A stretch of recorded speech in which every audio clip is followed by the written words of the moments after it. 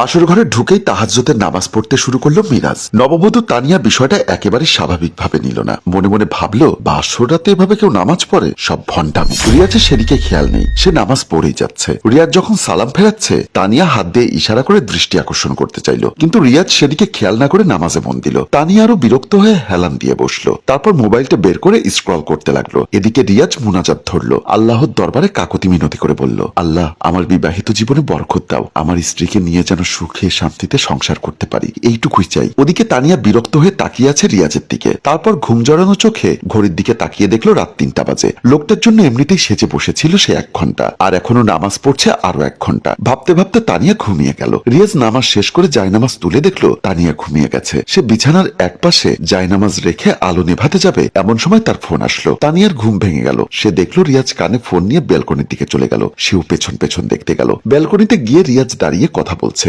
আড়াল থেকে খেয়াল করলো তানিয়া। মোবাইলটা রেখে ঘুরতেই তানিয়া গিয়ে বলল, বাসর ঘরে বউকে বসিয়ে রেখে এখন কার সাথে ফোনে পরকিয়া করা হচ্ছে? এটা কি বলছো? পরকিয়া হতে যাবে কেন? পরকিয়া না হলে এত রাতে বেলকনিতে দাঁড়িয়ে কথা বলার মানে কি? রিয়াজ ঠান্ডা মাথায় বলল, আমি দেখলাম তুমি ঘুমিয়ে পড়েছো, তাই তোমার ঘুমের সমস্যা না হওয়ার জন্য এখানে এসে কথা বলছি। আমি এখনই ঘরে ফিরছিলাম। তানিয়া এবার মুখ ভেঙচি দিয়ে বলল, ঘরে ফিরে গিয়ে কি হবে? আমি তো ঘুমিয়ে যাব এখন। আমার এখন বাসর করার কোনো মুড নেই, আমার খুব ঘুম পাচ্ছে। আচ্ছা ঠিক আছে, তুমি না হয় ঘুমিয়ে যাও। কি বাসর রাতে নামাজ পড়ে সময় নষ্ট করেছো, তারপর এখন বউকে বলছো ঘুমিয়ে যেতে, আবার বেলকনিতে এসে কথা বলছো ফোনে। আমার তো সন্দেহ হচ্ছে হয় তোমার পুরুষত্ব নেই, না হলে অন্য কোনো সম্পর্ক আছে। আমি এক্ষুনি সবাইকে সবকিছু জানিয়ে দেব। এই বলে তানিয়া ছুটে গেল। নিজের ঘরে ঘুমিয়েছিল রিয়াজের মা। হঠাৎ ডাইনিং টেবিলের রুমে তানিয়ার চিৎকারে তার ঘুম ভেঙে গেল। তারপর তিনি তাড়াহুড়ো করে সেদিকে চলে গেলেন। ডাইনিং রুমে চিৎকার করছে তানিয়া। রিয়াজ এসে বলল, এমন করছো কেন? আমার অফিস থেকে একটা কল এসেছিল। আমি আগেই বুঝেছিলাম, যখন দেখেছি বাসর ঘরে ঢুকে নামাজ পড়ছো। আসলে যার যত লেবাস তার তত ভণ্ডামি। এরই মধ্যে রিয়াজের মা বলে,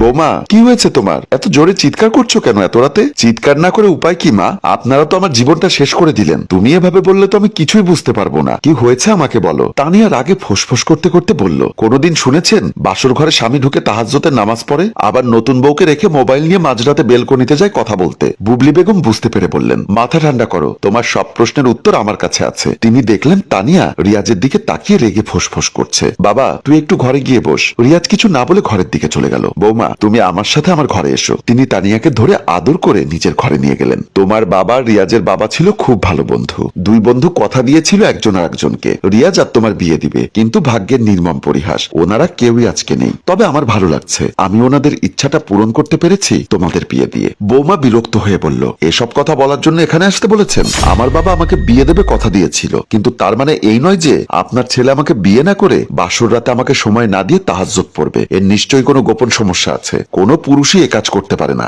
আসলে রিয়াজ প্রতিদিন রাতে তাহাজ্জুদের নামাজ পড়ে ঘুমায়, প্রায় সময় ফজরের নামাজ পড়েও ঘুমায়। এটাই ওর অভ্যাস। তানিয়া যেন আকাশ থেকে পড়ে। আর একটা আনরোমান্টিক মানুষের সাথে আমি কিভাবে বাকি জীবন কাটাবো, যে নামাজ পড়ে রাত কাটায়? Oh no. প্রচন্ড বিরক্ত নিয়ে তানিয়া বলল, এ বিষয়টা আপনাদের আমাকে আরো আগে জানানো উচিত ছিল। Damn it. তানিয়া চলে গেল রিয়াজের কাছে। ঘরে গিয়ে বলল, শুনলাম আপনি নাকি প্রতিদিন তাহাজ্জুদ নামাজ পড়ে ঘুমান। আমাকে বিয়ে করেছেন, আমাকে সময় দাও আপনার দায়িত্ব।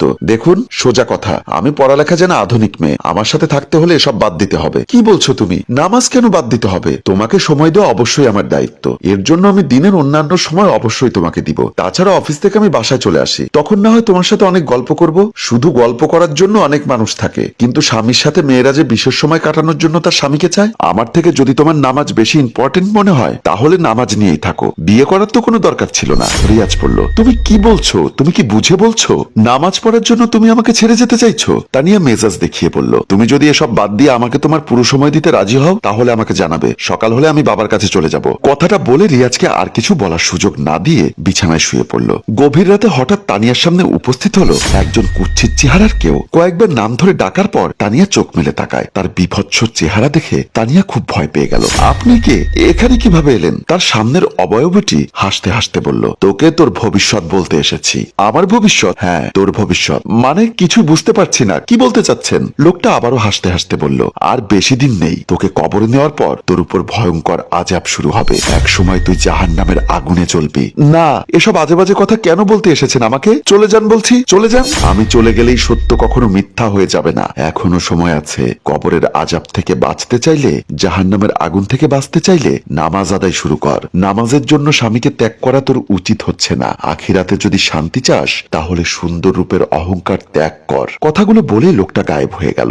ঘুম ভাঙতেই ধরফরিয়ে উঠল তানিয়া। আশেপাশে তাকিয়ে দেখলো সে নিজের ঘরেই আছে। তারপর সে ভাবলো এই জাহান্নামের আগুন থেকে বাঁচতে হলে অবশ্যই নামাজ পড়তে হবে, পর্দা করতে হবে। হে আল্লাহ, আমাকে দিনের পথে আসার তৌফিক দান করো। এমন সময় রিয়াজ এলো ঘরে। তানিয়া, তোমাকে আবারও বলছি, বিষয়টা একটু ভেবে দেখো। রিয়াজকে অবাক করে দিয়ে তানিয়া ছুটে এসে বলল, আমাকে আর কিছু বোঝাতে হবে না, তোমার সব বুঝতে পেরেছি। আমি আর তোমাকে নামাজ পড়তে বাধা দেব না। আমিও নামাজ পড়বো, পর্দা করব। তানিয়ার এমন হঠাৎ পরিবর্তন রিয়াজকে অবাক করে দিল। স্ত্রীর মাথায় হাত বুলিয়ে বলল, তুমি কিভাবে এতটা পরিবর্তন হলে সেটা আমি জানি না। তুমি যে নিজের ভুল বুঝতে পেরেছো এটাই অনেক বড় কথা। দোয়া করি আল্লাহ তোমার সব গুনাহ মাফ করে দিক। তোমাকে ইসলামের আলোয় আলোকিত করে সঠিক পথ দেখাতে স্বামী হিসাবে আমার যতটুকু দায়িত্ব তা আমি অবশ্যই পালন করব। তানিয়া চোখের জল ছেড়ে বলল, আমাকে ক্ষমা করো, আমি তোমার সাথে খারাপ ব্যবহার করেছি। তোমার এই পরিবর্তন দেখে আমার এতটাই আনন্দ হচ্ছে যে আমি সে সব কিছু ভুলে গেছি। সম্মানিত ভিউয়ার্স, প্রতিটি স্ত্রীর উচিত ও তার স্বামীকেও অবশ্যই নামাজ পড়তে আগ্রহী করে তোলা। আমাদের আজকের গল্পটি আপনাদের কেমন লাগলো তা অবশ্যই কমেন্ট করে জানাতে ভুলবেন না। আর হ্যাঁ, কোনো ওসিলায় নামাজ কাজা করবেন না। গল্পটি রচনা এবং পরিচালনায় অভিক, ক্যামেরায় শিহাব ও আশরাফ এবং প্রযোজনায় মঞ্জুর মোর্শেদ।